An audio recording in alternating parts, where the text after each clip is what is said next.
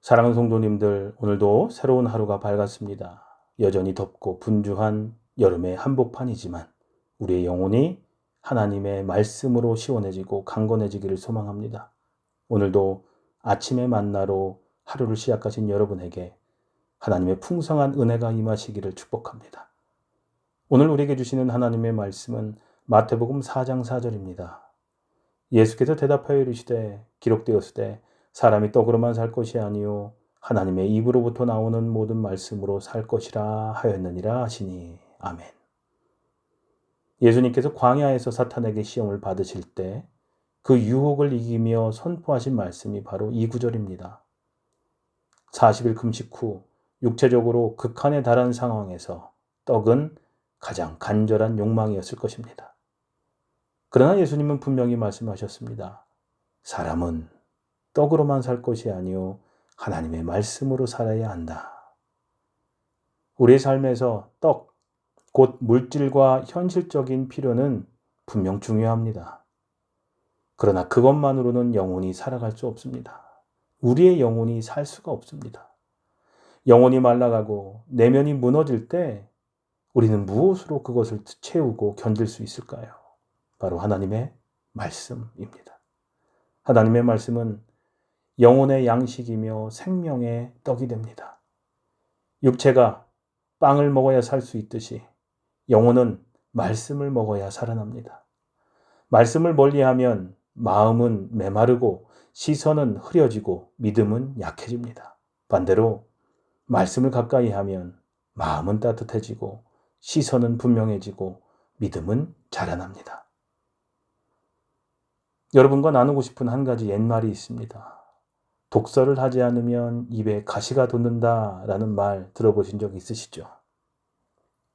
이 말의 뜻은 단순히 책을 읽지 않으면 어휘력이 줄고 말이 무뎌진다라는 의미가 아닙니다. 지혜와 교훈을 잃으면 말이 험해지고 날카로워지고 결국 자신과 타인을 상처 입히게 된다라는 교훈이 담겨 있는 말입니다. 마찬가지로 우리가 말씀을 가까이 하지 않으면 우리의 입에는 자연스럽게 불평과 원망, 판단과 정죄의 말이 돋아납니다. 그러나 말씀을 가까이 하면 우리의 말은 부드러워지고 위로가 되고 진리가 흐릅니다. 이는 곧 입술의 열매가 말씀의 뿌리에서 자라난다라는 진리입니다. 말씀이 없는 사람은 무지 속에서 흔들리기 쉽고 말씀이 없는 공동체는 소문과 감정이 다스립니다. 말씀이 중심이 되지 않으면 신앙은 기분이나 상황에 따라 흘러버립니다. 그러나 말씀이 있는 사람은 그 안에 기준이 있고 중심이 있고 평안이 있습니다.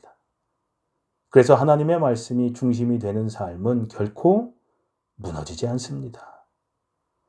우리는 이 시대 속에서 무수한 소리를 듣고 살아갑니다. 미디어의 소리, 사람들의 말, 세상의 기준들이 쉼없이 밀려옵니다. 그러나 그런 소리에 여러분의 영혼을 맡기지 마십시오.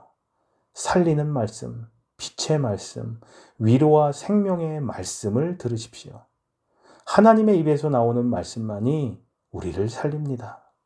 사랑하는 성도님들, 오늘 하루를 시작하며 다시 다짐했으면 좋겠습니다. 나는 말씀으로 살겠습니다. 나는 말씀으로 살겠습니다. 내가 말씀을 읽고 듣고 묵상하며 살아갈 때 하나님의 말씀이 나를 지키고 나를 세우고 나를 이끌어 주실 것입니다. 혹시 오늘 마음이 메마르고 무기력한 분이 계십니까? 현실의 무게에 짓눌려 기도도 말씀도 멀어진 느낌이 드시는 분이 계십니까? 그렇다면 지금 이 자리에서 말씀을 펴고 마음을 여십시오. 단 한 구절의 말씀이 여러분의 삶을 새롭게 할 수 있습니다. 예수님께서도 말씀으로 사탄의 시험을 이기셨습니다. 우리도 마찬가지입니다. 말씀은 무기이고 방패이고 길이며 빛이 됩니다. 오늘 하루 하나님의 말씀을 들고 살아가십시오. 그 말씀이 여러분을 생명의 길로 인도하실 것입니다. 기도하시겠습니다. 살아계신 하나님, 오늘도 하나님의 말씀으로 하루를 시작하게 하심을 감사드립니다. 저희가 떡으로만 살지 않고 주님의 입에서 나오는 말씀으로 살게 해 주시옵소서. 말씀이 저희를 이끌고 지키고 변화시키게 해 주시옵소서. 예수님의 이름으로 기도합니다. 아멘. 말씀을 더욱 사랑하고 날마다 그 말씀을 먹으며 살기를 결단하는 기도를 이 시간 잠시 더 하는 시간 갖도록 하겠습니다.